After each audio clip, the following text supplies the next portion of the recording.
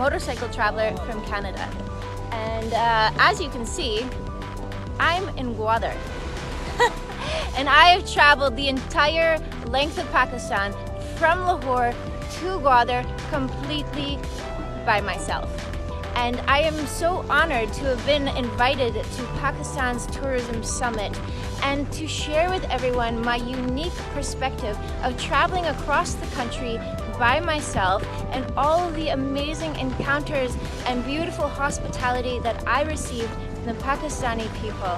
And I would love to share with you how amazing my experience has been traveling across Pakistan. I can't wait to see you there.